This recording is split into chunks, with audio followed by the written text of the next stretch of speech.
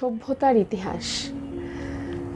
এখানে এই সমভূমে বসত গড়েছিল আমাদের মাতা। রোদ বৃষ্টি ঝড়ে এখানে প্রাচীন নদীকূলে জেগেছিল তাহাদের গ্রাম।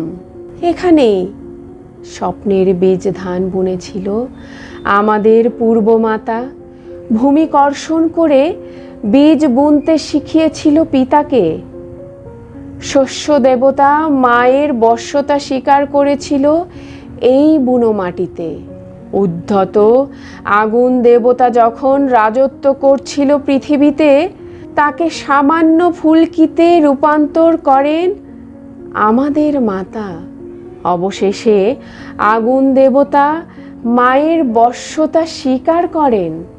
গম থেকে রুটি, শস্যক্ষেত্র পরিচর্যা, সুতো কাটার বিদ্যা, ব্যাধির নিরাময়, গণিতের কঠিন হিসাব, যুক্তি তর্ক, এ সকলই সুনিপুণভাবে রপ্ত করেছিলেন আমাদের মাতা।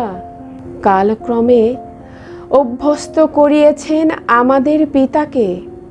তুমি সুন্দর, তুমি প্রেম, তুমি কামনা, তুমি হৃদয়গ্রাহী বার্তা প্রথম মর্তে আনেন আমাদের মাতা।